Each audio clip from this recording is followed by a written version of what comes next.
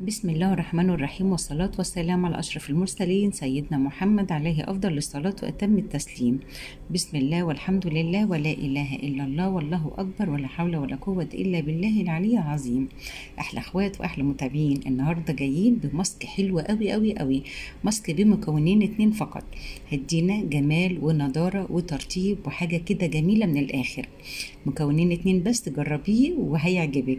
هتعمليه مرتين أو 3 مرات في الأسبوع، الماسك حلو وجميل وهيعجبك، وأنا واثقة من كده، وأنا دايما ما بنزلش أي حاجة غير لما بكون مجرباهم.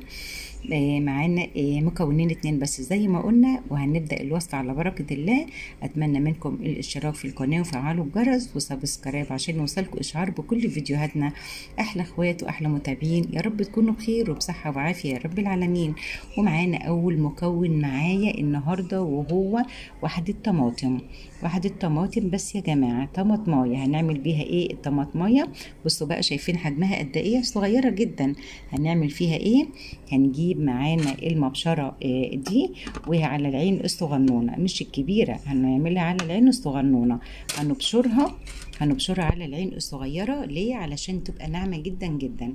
او لو عايزة تعمليها في الخلاط او عايزة تعمليها بالهاند بلندر، اي حاجة من الاتنين دول، بس انت لو عملتيها على العين الصغيرة هتدينا نفس النتيجة. وهتبقى ايه بقى؟ هنعملها طبعا شايفين صغنونة خالص ازاي، يعني اكبر من ليمونة بشوية. عملناها زي كده اهي يا حبايب قلبي، وحطيناها في ال اسمها ايه بقى، السلطانيه بتاعتنا، بقت بالشكل الجميل ده. شايفين ناعمه ازاي؟ ناعمه هي خالص وجميله جدا جدا، ما فيهاش اي حاجه، سهله وبسيطه ومش هتكلفك اي حاجه، وانت واقفه تعملي الماسك في دقيقتين، مش هيكمل كمان. بعد كده معانا المكون التاني السحري الجميل اللي بيرطب البشره، بيرطبها وبيطريها وبيغذيها وبيديها نضاره، كمان بيمنع التجاعيد، كمان بيدي طراوه للبشره. وطول ما البشره ما بتبقى مترطبه ما بيبقاش فيها طبعا جلد ميت ولا بتبقى متقشره ولا اي حاجه. اهتم دايما بالبشره تكون مترطبه. بايه؟ بالماسكات اللي احنا بنستخدمها الطبيعيه الموجوده عندك في البيت. النهارده عملنا زي ما قلت لك، عملنا النهارده طماطمايه صغنونه بشرناها. والمكون التاني اللي معانا والاساسي وهو الزبادي. معانا الزبادي بتاعنا يا جماعه او الياجورت، اهو هناخد منه معلقتين من الزبادي بتاعتنا الجميله الحلوه بتاعتنا دي. شايفين؟ بناخد كميه علشان طبعا يعني نعمل ايه، بنطبق طبعا الماسك على البشره وعلى الرقبه بتاعتنا او العنق. شايفين؟ هنقلب المكونات بتاعتنا الجميله دي. الماسك ده حكايه تحفه. معلش انا الحامل طبعا بعافيه شويه، فالتليفون طبعا بيتهز من ايدي عشان بقلب. اهو يا حبايب قلب الماسك كده، هنقلب المكونات بتاعتنا لحد ما تبقى ايه، متجانسه كده مع بعضها. الماسك ده جميل، بيدي طراوه كده وترطيب حلو قوي قوي للبشره،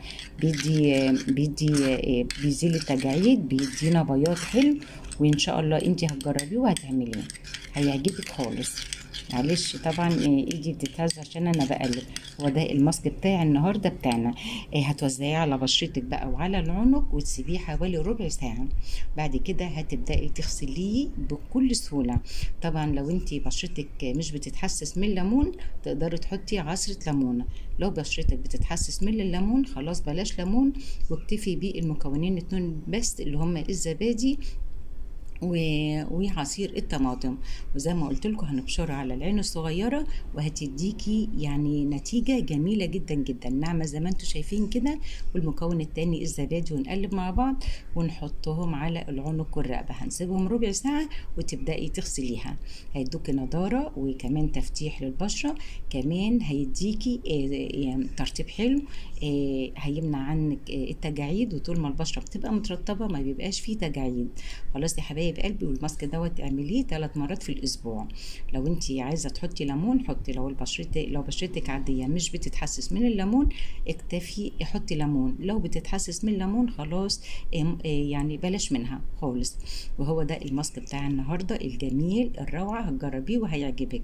طبعا الماسك بتاعنا كله فيتامينات ومعادن، وكمان بيحتوي على مواد مرطبه.